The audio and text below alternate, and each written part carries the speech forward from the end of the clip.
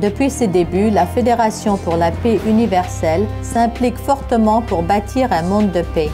Nos chapitres internationaux et nos partenaires travaillent dur, d'où une présence et un impact en croissance constante. La FPU dispose d'un réseau étendu d'individus et d'organisations dévoués à bâtir la culture de la paix.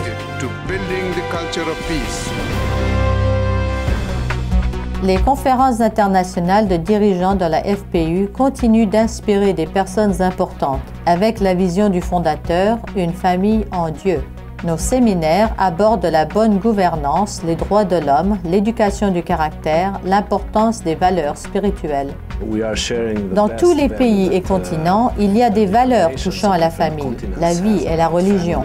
Prenons le meilleur et mettons-le en commun. Le révérend Moon martèle que la famille est l'école de l'amour et la pierre d'angle de la paix. Ce point me tient très à cœur. La FPU touche à 4 grands domaines, le dialogue interreligieux, le mariage et la famille, l'éducation et enfin le service. Dans tous ces domaines, nous voulons soutenir et renforcer le travail des Nations Unies et créer des réseaux de bâtisseurs de paix issus de milieux divers et variés. L'an dernier, parmi les milliers de programmes qu'a mené la FPU dans une centaine de pays, beaucoup appuyaient la mission de l'ONU.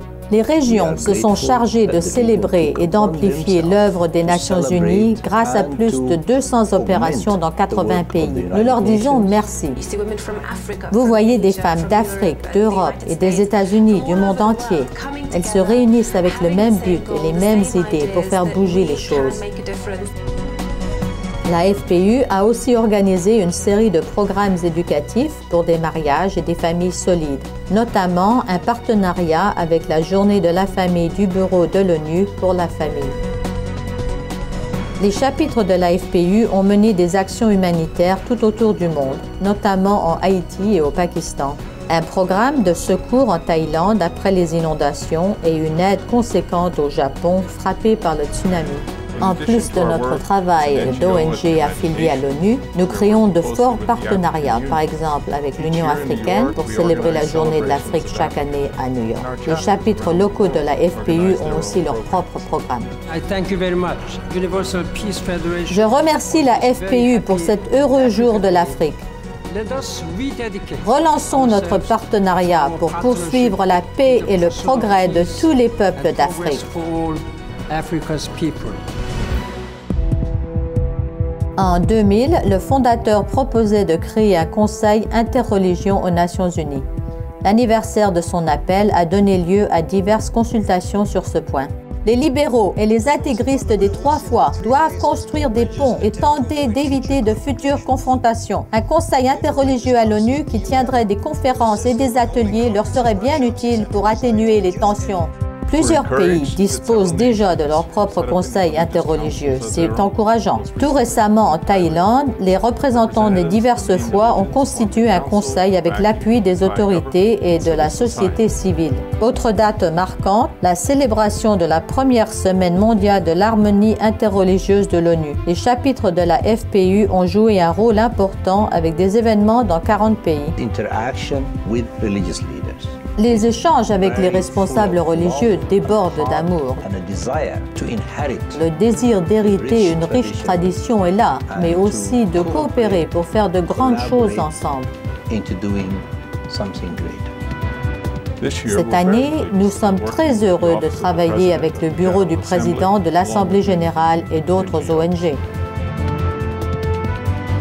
Notre bureau sur la paix et la sécurité explore l'interaction entre les solutions diplomatiques et militaires traditionnelles et le rôle de la diplomatie parallèle et des efforts de la base.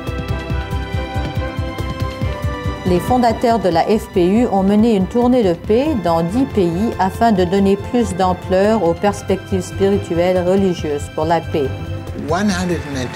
194 pays ont décidé de se réunir ici pour arriver à des solutions qui vont amener la paix mondiale.